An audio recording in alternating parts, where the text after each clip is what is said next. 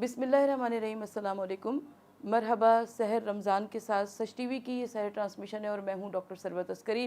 और हम बात कर रहे हैं आज जिस अहम मौजू पर, वो अहम मौजू है सब्र। सब्र ऐवान सलाती में कहाँ मिलता है, सब्र का फूल सरे नो के सिना खिलता है। परवरदिगार आलम ने सब्र का बहुत ज़्यादा अजर और सवाब बताया है और कुरान मजीद में बार बार सब्र का जिक्र किया गया। हदीस आइम्मा ताहरीन अलैहिस्सलाम में सब्र का मकाम और मर्तबा बताया गया। कभी कुरान मजीद में परवरदिगार आलम इरशाद फरमाता है कि अल्लाह सब्र करने वालों के साथ है।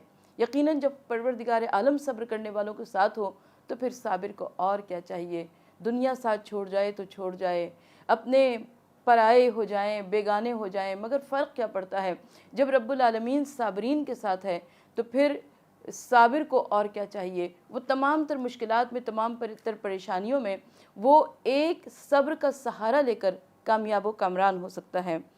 परवरदिगार आलम सूरह नहल की आयत नंबर 127 में इरशाद फरमा रहा है कि आप सब्र ही करें और आपका सब्र भी अल्लाह की मदद से होगा। और कभी सूरह मुज़म्मिल की 10वीं आयत में इरशाद फरमा रहा है कि ये लोग जो कुछ भी कह रहे हैं इस पर सब्र कीजिए और इन्हें खूबसूरती के साथ अपने से अलग कर दें। बेशक परवरदिगार आलम ने इस सब्र का मर्तबा और सब्र का मकाम बताया। और जब सब्र का मकाम और मर्तबा बताया तो सबसे पहले हम जिस शख्सियत की जानिब मुतवज्जो होते हैं वो आक़ाए दो जहाँ वाली कौनो मकान, ताजदार अंबिया व मुरसलीन, ख़त्म अंबिया व मुरसलीन, सैयद सरदार अंबिया व मुरसलीन, अहमद मुश्तबा मोहम्मद मुस्तफ़ा सल्लल्लाहु अलैहि वसल्लम हैं। आक़ाए दो जहाँ सल्लल्लाहु अलैहि वसल्लम की हयात ज़िंदगानी के ऊपर अगर हम नज़र डालें तो सरकार दो आलम सल्लल्लाहु अलैहि वसल्लम की ज़िंदगी कुछ आसान ज़िंदगी तो ना थी। दुनिया में यतीम तशरीफ़ लाए, यानी दुनिया में तशरीफ़ लाने से पहले ही आपके सर से आपके वालिद गिरामी यानी हज़रत अब्दुल्लाह का साया उठ चुका था। बिल्कुल इसी तरीक़े से हज़रत आमिना बिनते वहब जो कि आपकी वालिदा माजिदा थीं, सिर्फ़ 6 बरस की उम्र में दुनिया से रुखसत हो गई। किसी भी बच्चे के लिए माँ का साया, बाप का साया कितनी अहमियत का हामिल हुआ करता है।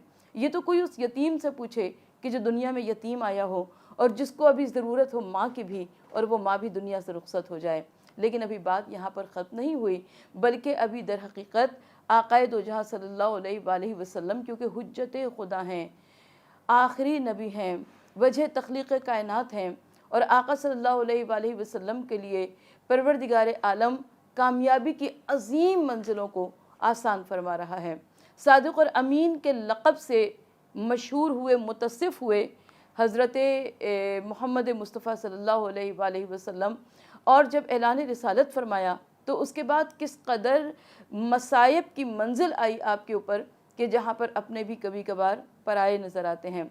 तमाम कबीले कुरैश, तमाम मक्के शहर के रहने वाले, तमाम कुफ़ार और मुशरिकीन दरपे आज़ार हो गए। आका सल्लल्लाहु अलैहि वसल्लम के लिए कभी सर पर कूड़ा फेंका गया, कभी रास्ते में कांटे बिछाए गए, कभी इतने पत्थर बरसाए जाते थे कि नालैन मुबारक खून से लबरेज हो जाया करते थे।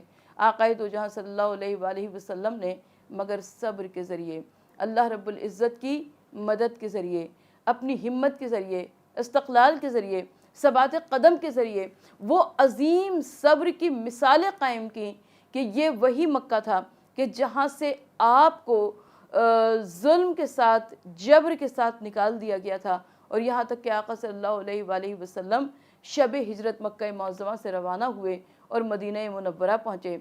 वो मदीना मुनव्वरा जो अभी यसरब है, लेकिन हुज़ूर नबी करीम सल्लल्लाहु अलैहि वसल्लम के पाए अक़दस आ गए तो ये मक्का मदीना मुनव्वरा बन गया। यकीनन हुज़ूर नबी करीम सल्लल्लाहु अलैहि वसल्लम के सब्र की बिना पर फ़ातिह मक्का बनकर आप दोबारा दाखिल हुए मक्के में। और किस शान से मक्के में दाखिल हुए कि हुज़ूर नबी करीम सल्लल्लाहु अलैहि वसल्लम ने बग़ैर खून का एक क़तरा बहाए बग़ैर, यकीनन जिन्होंने भी तारीख़ कायनात को पढ़ा है वो बहुत अच्छी तरीक़े से जानते हैं कि इनक़लाब के रास्ते में फूलों के कहकशाएँ नहीं होती, फूलों के गुंचे नहीं होते, इनक़लाब के रास्ते में कहकशाएँ नहीं होती, इनक़लाब के रास्ते में खून की नदियाँ बहती हैं, सरों के मीनार इस्तादा होते हैं। लेकिन हुज़ूर नबी करीम सल्लल्लाहु अलैहि वसल्लम साबिर नबी थे और अल्लाह सब्र करने वालों के साथ है। खून का एक कतरा बहाए बग़ैर امن کا سفید پرچم لہراتے ہوئے مکے میں داخل ہوئے اور خانہ کعبہ میں کھڑے ہو کر اعلان کیا کہ جو آج اپنے گھر کے دروازوں کو بند کر لے اس کے لیے بھی امان ہے، جو اپنے جو اللہ کے گھر یعنی خانہ کعبہ میں آ جائے اس کے لیے بھی امان ہے، اور جو اسلام کے دشمن کے گھر میں پناہ لے لے اس کے لیے بھی امان ہے۔ یقیناً حضور نبی کریم صلی اللہ علیہ وآلہ وسلم کا یہ اعلان عظیم اعلان ہے، اور دنیا کو یہ بتا رہا ہے کہ صبر کرنے والوں کے ساتھ پروردگار عالم ہوا کرتا ہے، اور جو صابر انسان ہے وہ کبھی بھی انتقام نہیں لیتا، وہ ہمیشہ رضائے پروردگار میں راضی رہتا ہے۔ یہی وجہ ہے کہ حضور نبی کریم صلی اللہ علیہ وآلہ وسلم فاتح مکہ بن کر امن کا سفید پرچم لہراتے ہوئے خانہ کعبہ میں داخل ہوئے، اور خانہ کعبہ میں داخل ہو کر حضور نبی کریم صلی اللہ علیہ وآلہ وسلم نے زبان حال سے اعلان فرما دیا کہ جو دلوں کو فتح کر لے وہی فاتح زمانہ ہوا کرتا ہے۔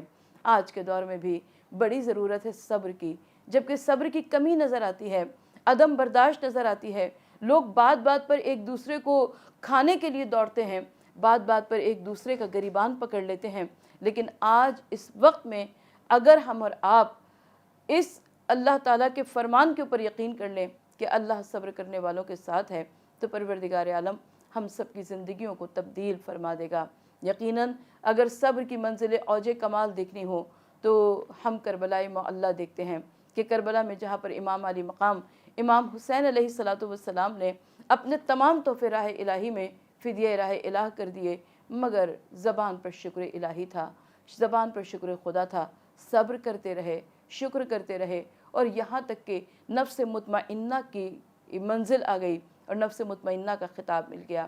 حضور نبی کریم صلی اللہ علیہ وآلہ وسلم امام علی مقام امام حسین علیہ السلام نفس مطمئنہ کی منزل پر فائز ہوئے، اور یہاں تک کہ شمر کا خنجر تھا اور زیر شمشیر سے تمیر تڑپنا کیسا، سر بھی تسلیم محبت میں ہلایا نہ گیا۔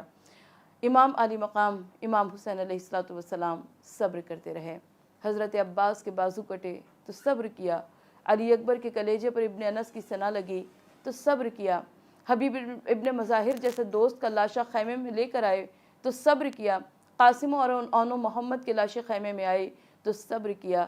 یہی وہ صبر تھا کہ جس کی بنا پر سید الشہداء امام حسین علیہ السلام کو صابر امام کا لقب ملا۔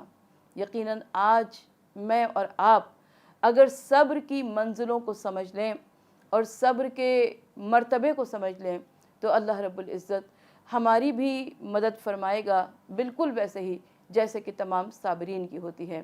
اللہ رب العزت ہم سب کی مدد فرمائے اور ہم سب کو صابرین میں شمار فرمائے۔